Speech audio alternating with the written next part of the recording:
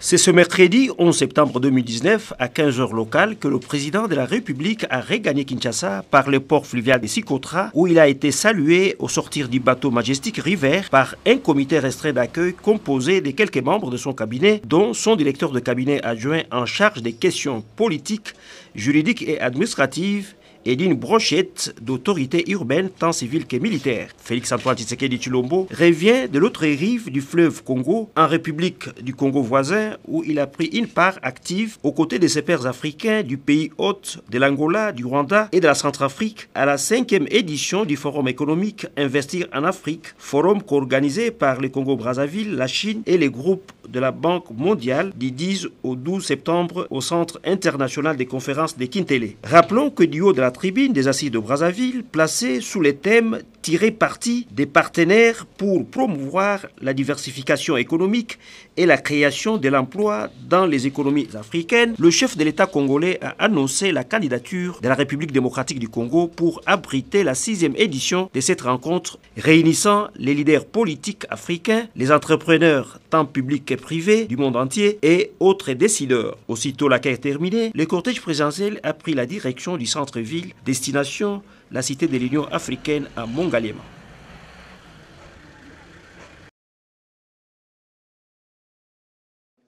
Au deuxième jour des travaux du Forum Investir en Afrique, la République démocratique du Congo était encore une fois au centre des échanges entre les participants répartis en panel de haut niveau. Président en exercice du NEPAD, le nouveau partenariat pour le développement en Afrique, le chef de l'État sénégalais Macky Sall est revenu sur un certain nombre de grands projets intégrateurs. La construction du barrage d'Inga 3, le parachèvement du barrage de la Ruzizi et tant d'autres demeurent des projets phares qui retiennent la particulière attention des décideurs africains déterminés à les matérialiser dans les prochaines années. Et comment parler d'électricité en Afrique sans faire le plaidoyer pour Inga 3? Encore une fois, chers amis, c'est important pour l'Afrique. Je ne parle même pas de la RDC, du Congo ou de l'Afrique centrale.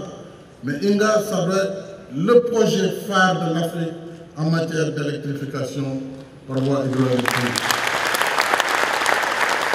Voilà pourquoi, pour nous, les partenaires doivent nous accompagner dans nos choix. Ils ne doivent pas venir avec une vision. Ce fut le cas par le passé. Mais aujourd'hui, l'Afrique sait ce qu'elle veut. L'Afrique sait où elle veut aller. Donc, que tous les partenaires nous soutiennent dans ce que nous voulons faire.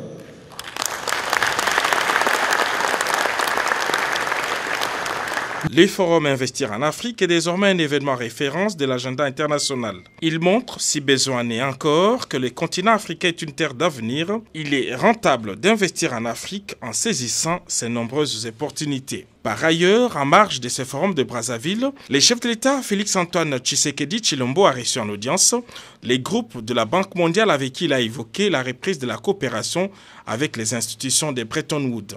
Après 72 heures de séjour en terre congolaise, le président de la République a regagné la rive gauche du majestueux fleuve Congo.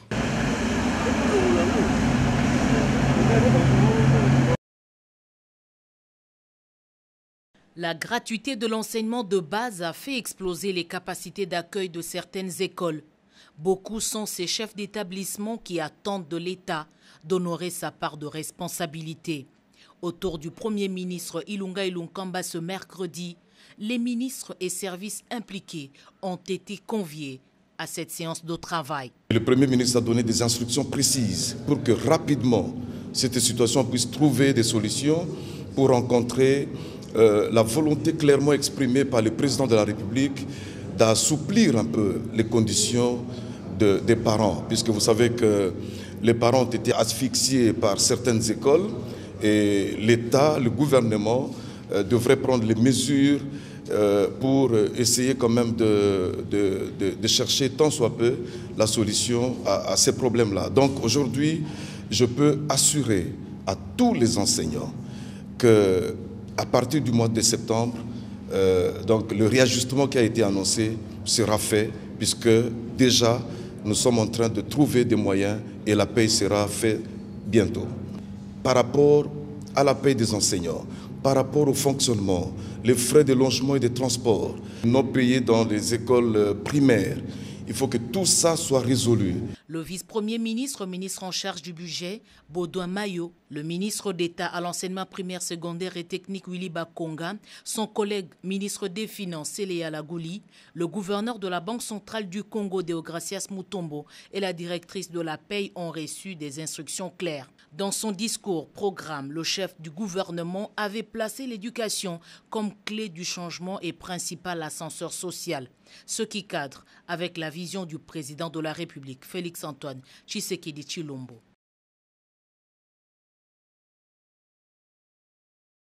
La situation sécuritaire en Ituri est relativement calme, a rassuré le gouverneur Jean Bamanessa au cours d'une importante réunion que le vice-premier ministre, ministre en charge de l'Intérieur et Sécurité, a présidé dans son cabinet de travail avec les instances sécuritaires. L'exécutif provincial s'est dit satisfait de la disponibilité du vice-premier ministre, ministre de l'Intérieur, Gilbert Kankondé, qui a promis d'accompagner les autorités de cette province dans l'ensemble des sécurisations de personnes et de leurs biens.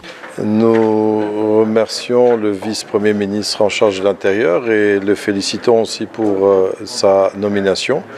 Et aussi sommes heureux qu'il ait convoqué ce conseil de sécurité pour passer en revue des questions larges, mais nous avons profité de notre présence ici pour lui donner la situation exacte aujourd'hui, sécuritaire en Ituri, où c'est vrai qu'il y a vraiment un renforcement de nos services de sécurité qui travaillent pour amener la paix, comme l'a promis son Excellence, Monsieur le Président de la République, Félix Tshisekedi Tshilombo, lorsqu'il est passé en Ituri, et qu'il a un œil attentif sur la stabilisation de la partie est de notre pays.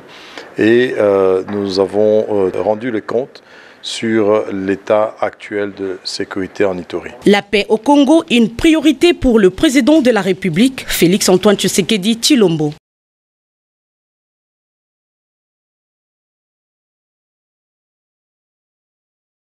Bon, nous avons été reçus par le vice-premier ministre de l'Intérieur.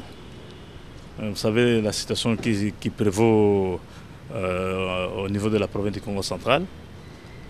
Nous avons été invités à rencontrer le vice-premier ministre pour consultation par rapport à ce qui se passe en province et pouvoir échanger. Comme vous savez, quand il s'agit de régler les affaires de l'État, il y a tout un maillon, toute une chaîne qui s'imbrique et on doit respecter les différents maillons. Nous sommes un maillon provincial, il y a les maillons nationaux. Et nous avons été invités à Kinshasa pour échanger et partager avec les autorités nationales pour donner des solutions idoines à la situation qui se passe chez nous en province. Voilà la raison de notre présence ici à Kinshasa. Nous venons d'échanger avec le vice-premier ministre, moi et mon vice-gouverneur. Il y a des dispositions qu'on ne peut pas dévoiler ici à la presse publique, qui ont été prises. Eh bien, nous travaillons pour que cela soit fait.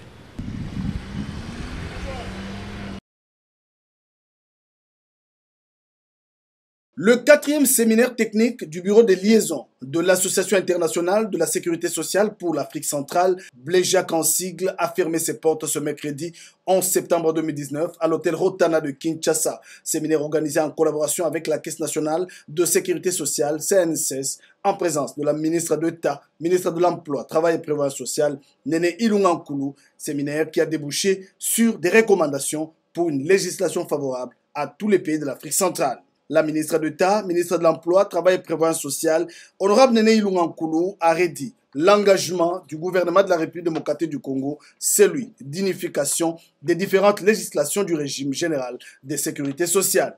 Le gouvernement de la République démocratique du Congo a toujours considéré que la protection sociale est à la fois un droit inhérent à la personne humaine et un levier important de la politique économique et sociale de notre pays.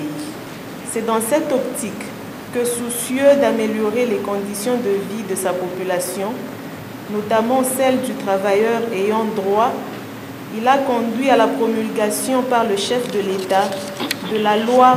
Je vous invite donc à tirer le plus grand avantage de ces diverses expériences présentées et de vous en approprier. Peu avant, 2 motions de soutien et de remerciements ont été lues. L'une pour le président de la République, Félix-Antoine Tshisekedi Tshilombo, pour avoir accepté d'accueillir ces assises, et l'autre à la ministre d'État, ministre de l'Emploi, Travail et Prévoyance sociale, pour les signaux forts au lendemain de sa prise de fonction. La directrice générale de la CNSS, Agnès Mouad Nawej, l'hôte des travaux de Kinshasa, a relevé l'intérêt majeur pour la République démocratique du Congo d'être en harmonie avec ce cadre légal régional pour une meilleure protection et sécurité sociale. Je me réjouis d'observer que ces résultats rencontrent nos attentes communes, celle de voir nos législations respectives arriver avec une disposition de normes supranationales. Des brevets de participation et autres cadeaux ont été remis aux participants venus des différents pays. Tous repartent satisfaits pour les travaux de Kinshasa.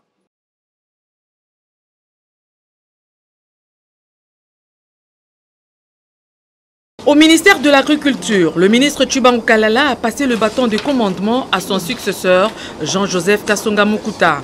Le ministre sortant, qui a abattu un travail des titans dans ses ministères, a demandé à son successeur de parachever son œuvre pour l'amélioration des vies des Congolais. Parmi les dossiers phares figure le projet volontariste agricole, une initiative du gouvernement qui tient à la relance du projet agricole. Dans un premier temps, 3 produits ont été visés: le riz, le maïs et les maniocs. Plus de 4000 hectares de riz ont été cultivés en Kundi à Luozi, dans le Congo central, 800 hectares de manioc à Mongata, dans le plateau de Bateke, et plus de 10 000 hectares de maïs dans le Kasaï central, le Kasaï oriental et le Kasaï Chikapa. Ce projet a été lancé pour réduire tant soit peu la crise alimentaire, un projet qui a porté ses fruits.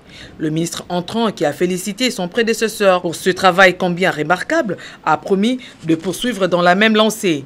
Jean-Joseph Kasonga a demandé au professeur Tshibangou Kalala de l'aider de temps à autre, c'est-à-dire à porter son expertise dans certains dossiers. Réponse du berger à la bergère: je suis très heureux et prêt à toujours vous apporter mon aide s'il le faut. Je reste donc ouvert. Le ministre sortant de l'Agriculture laisse un héritage, un bâtiment pimpant neuf qui devra désormais abriter le ministère de l'Agriculture. La RDC rompt définitivement avec les importations de denrées alimentaires. Pour faire en sorte que la RDC devienne la première puissance agricole mondiale et nous puissions atteindre l'autosuffisance alimentaire. Le nouveau ministre n'est pas resté indifférent. Son Excellence l'a dit que demain, il ne faut pas qu'il y ait un enfant congolais qui a les poches à bord parce qu'il n'a pas marché. Demain, nous tous, au lieu de rester en ville, nous devons nous retrouver au champ parce que c'est la base. Les deux personnalités se sont séparées sur une note de satisfaction. Poignée des mains symboliques, échange de signataires au ministère près le Premier ministre. Le professeur Tshibangou Kalala cède son fauteuil à Madame Jacqueline Pengue. Le sortant a éclairé la lanterne sur le cahier des charges de ce ministère. Un ministère qui a entre autres pour charge l'exécution des questions économiques, politiques du gouvernement et le suivi de la gestion de tous les dossiers ministériels. S'en est suivi la visite des différents locaux abritant ces ministères. Jacqueline Pengue s'est dit flattée d'hériter d'un poste occupé il y a peu par un homme plein d'expérience qui lui a promis d'être toujours à l'écoute et de lui apporter son aide aussi longtemps que cela sera possible. Aux affaires foncières, le ministre Tshibangou Kalala passe la main à son successeur Aimé Molendo Sakombi au cours de la cérémonie des remises et reprises. Tshibangou Kalala a brossé les pertinentes questions de gestion des terres qui s'inscrivent dans la logique d'un mandat du renouveau dans la perspective dégagée dans la déclaration des politiques générales du Premier ministre et dans la vision du chef de l'État qui appelle chaque Congolais à changer pour rendre possible un autre Congo. Le nouveau ministre des Affaires foncières qui a reconnu les mérites de son prédécesseur a promis de s'investir pour qu'il n'y ait pas de biens sans maître.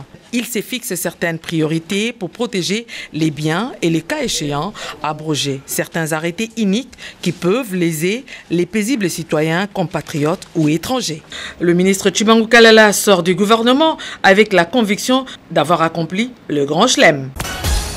Guy Mikulu Pombo va désormais gérer le ministère du Développement rural. Il succède à Justin Bitakwira qui y est resté durant 3 ans. Après lecture du procès verbal contenant la situation générale des actifs, dossiers et projets du ministère par le directeur de cabinet en présence du secrétaire général au développement rural, le ministre sortant, premier à placer son mot, a commencé par féliciter et encourager son successeur pour un fructueux mandat. Ce, avant de rappeler la grandeur du développement rural destiné à rendre service aux démunis habitants dans des villages et des milieux périurbains. Un tableau peint des dossiers et projets de développement a été remis au ministre entrant après la signature et échange des signataires. Conscient de la tâche qui l'attend, suivant le programme du gouvernement qui tient au redressement du développement à la base, c'est-à-dire le village Guy Mikulu Pombo, a annoncé la mission dévolue à son portefeuille, c'est d'améliorer les conditions de vie des Congolais à travers de bonnes routes, eau et électricité. Je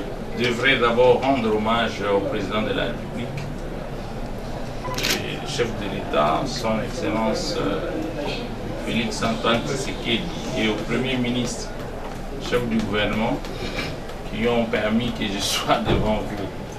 C'est eux qui m'ont nommé, qui m'ont accepté pour être ministre de Développement rural. Je suis d'une famille politique qui est le FCC. Je ne peux pas commencer le boulot sans rendre hommage à mon chef. C'est notre autorité morale, son Excellence Joseph Kabila Kabange. C'est celui qui m'a choisi, qui a voulu que je puisse être proposé au ministère du Développement rural. En suivant le programme du gouvernement, la phrase clé, c'est le redressement national à partir de la base. Ça veut dire que nous devons promouvoir le développement de la RDC à partir de la base. C'est le monde rural. L'action qu'il a menée, qu'on pourra continuer ici, va être axée sur la trilogie route, eau et électricité. Notre mission ici, c'est d'améliorer les conditions de vie au niveau de la base.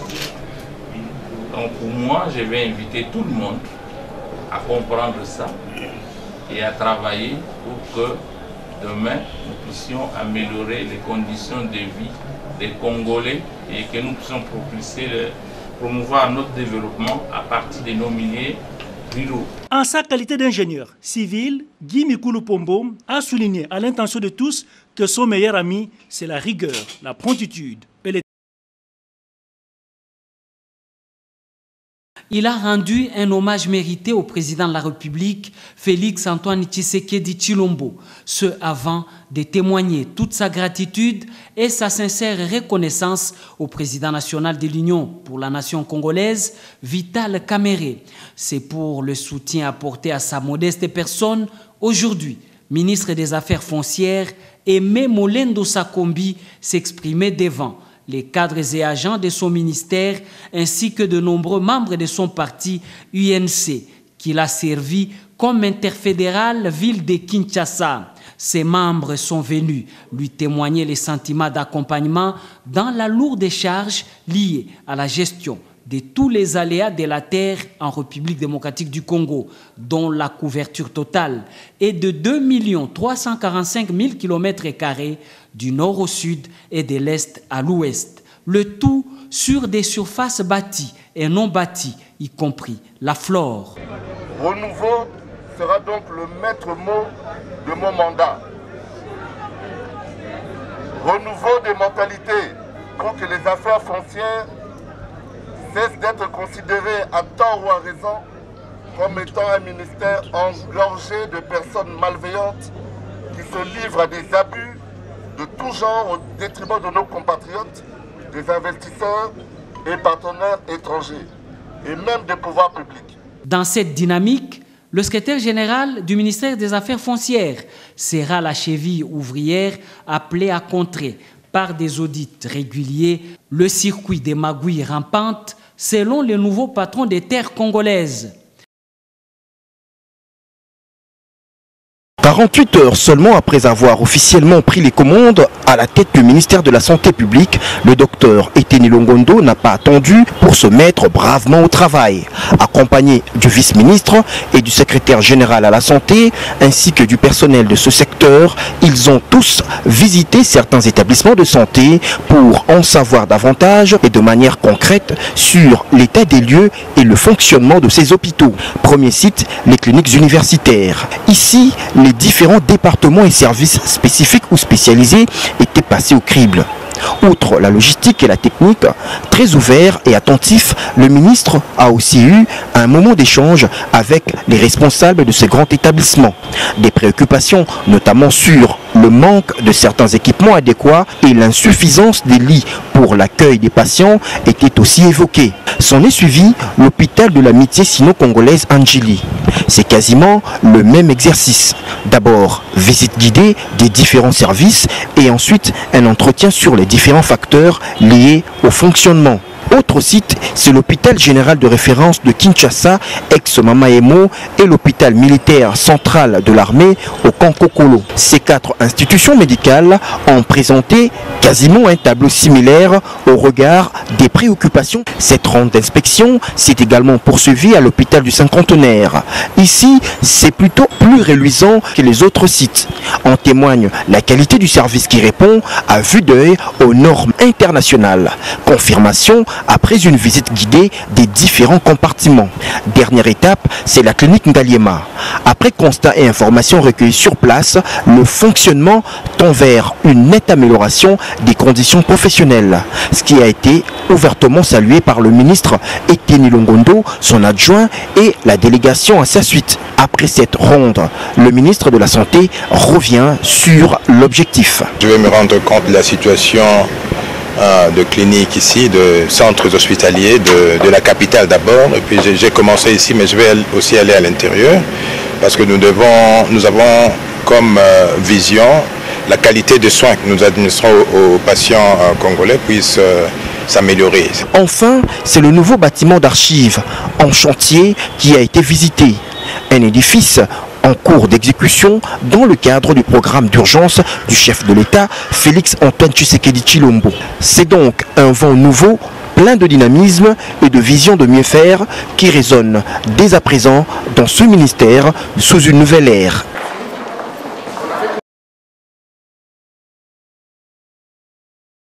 Au cours de cette 4e édition Expo Béton, plusieurs exposés ont eu lieu, parmi lesquels celui du ministre provincial de l'Environnement, Aménagement de la Ville et Tourisme, Didier Tengue Telito. Son thème, face au changement climatique, quelle est l'énergie adaptée pour une mégalopole comme Kinshasa, a permis au ministre de rappeler qu'avec une agglomération d'environ 15 millions d'habitants, la ville-province Kinshasa, comme toutes les autres villes du monde, est confrontée aux aléas du changement climatique. Parmi les causes majeures du changement climatique, nous pouvons citer notamment la révolution industrielle, l'utilisation massive des combustibles fossiles et hydrocarbures, la déforestation, la gestion calamiteuse des déchets.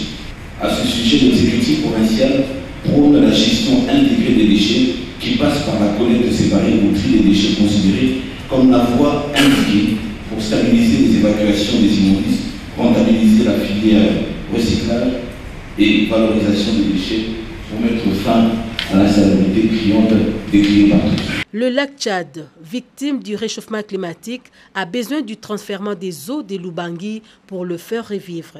Or, la RDC doit s'assurer que ce transfèrement ne causera pas de dégâts sur son écosystème. Ainsi, le ministre provincial de l'Environnement veut prévenir Kinshasa des méfaits du dérèglement climatique.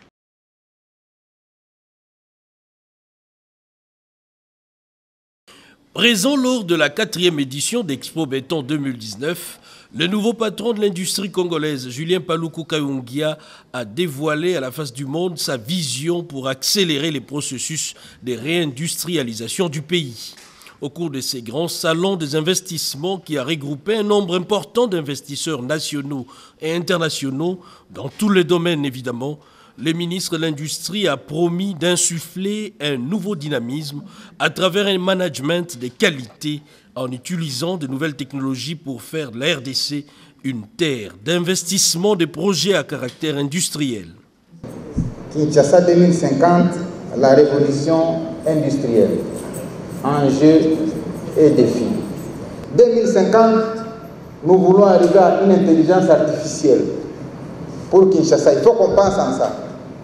Que l'on pense la manière à ce qu'on puisse stimuler les choses à penser comme l'homme.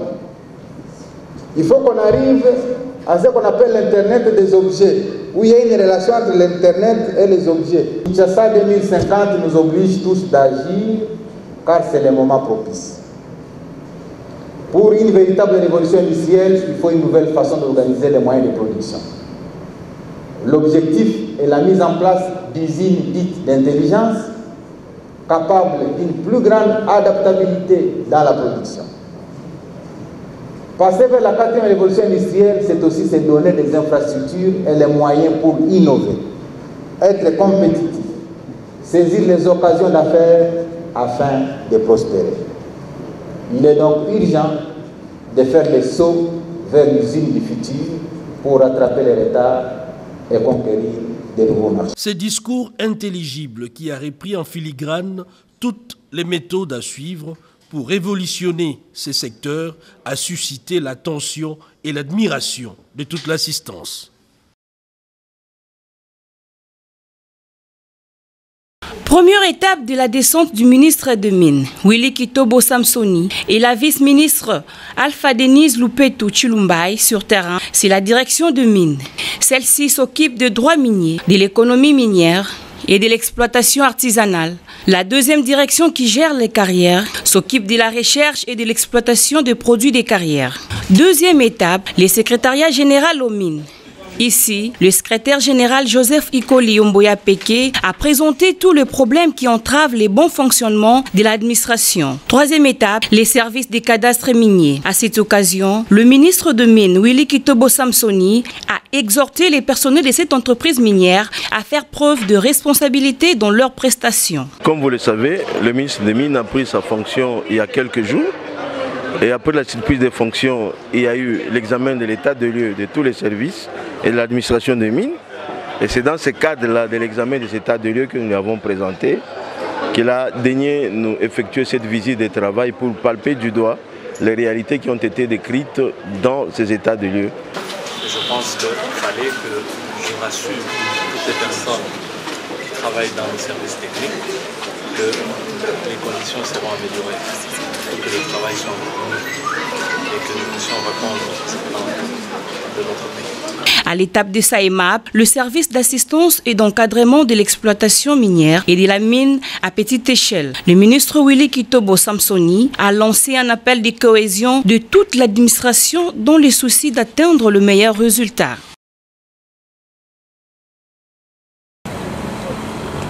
À l'aube de sa prise de fonction, la population riveraine de la Chopo, à travers le député national, le professeur Toengao Lokundo, a félicité le nouveau ministre de l'Environnement et du Développement durable, Maître Claude Nyamugabo Baziboué.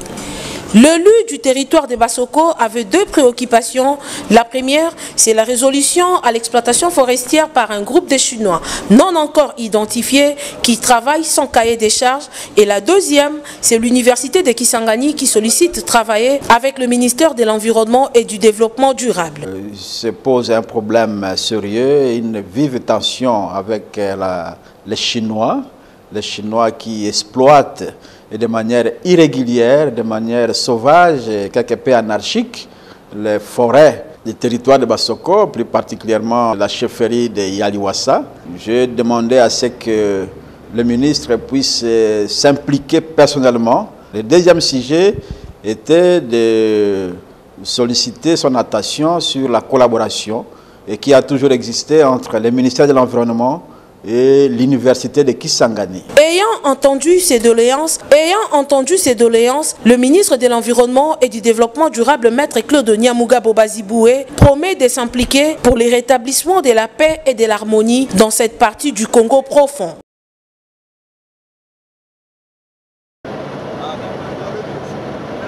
Située dans la province de Maïndombe, l'exploitation agricole et forestière des Yuki appartenant à la société commerciale des transports et des ports exploite en collaboration avec les privés les bois de diverses essences.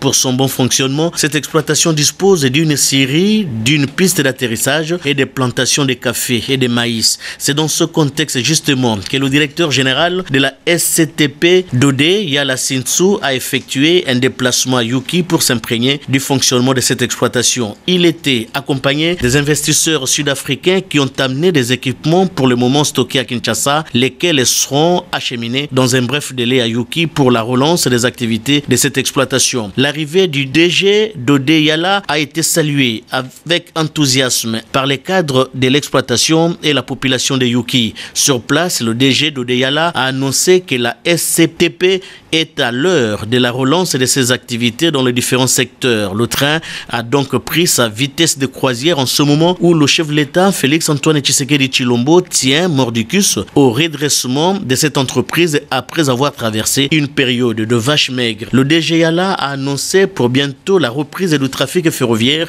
avec le train voyageur express entre Kinshasa et Matadi. Le décor est donc planté pour la reprise normale des activités dans cette entreprise qui jadis jouait un rôle très important dans le secteur des transports en République démocratique du Congo.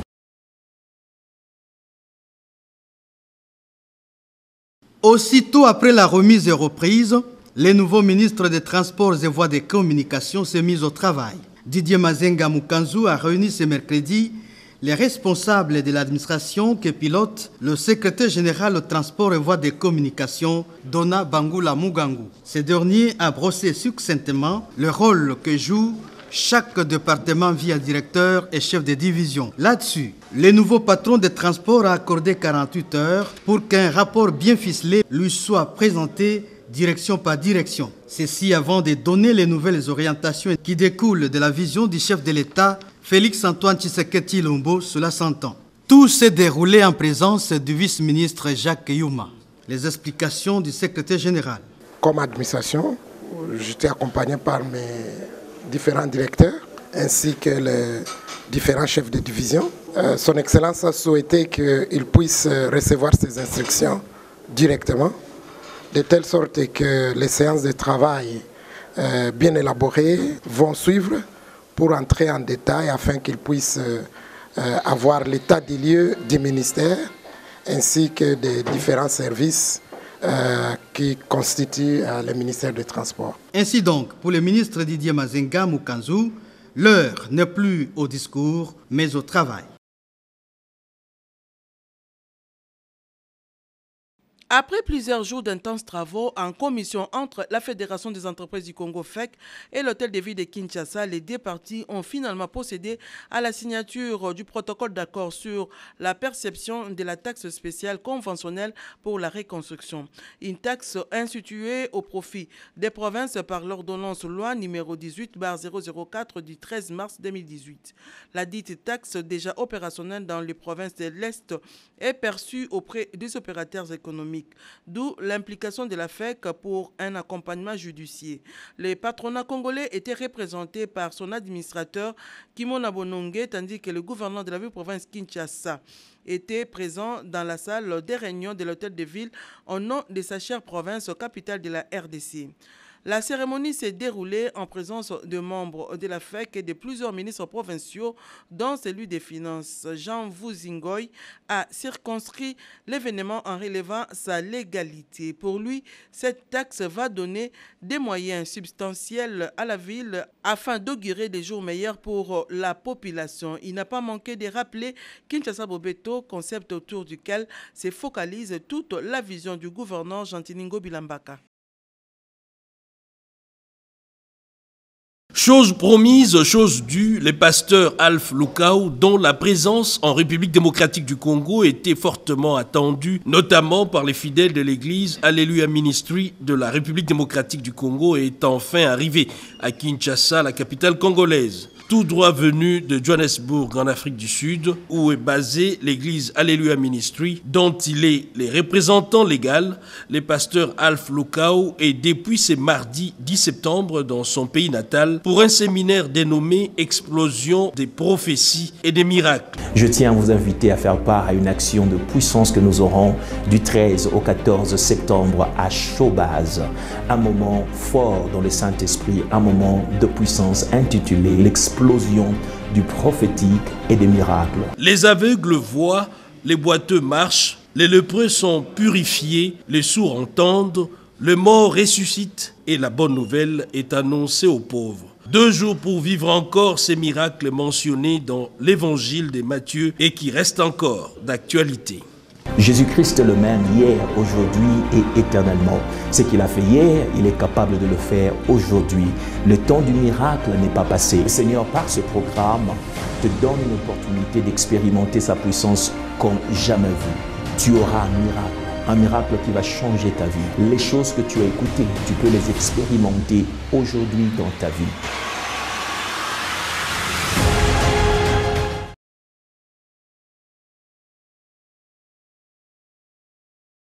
2 ans et 8 mois passés à la tête du ministère de l'Industrie, Marcel Ilunga Leou a passé le bâton de commandement à son successeur Julien Paluku.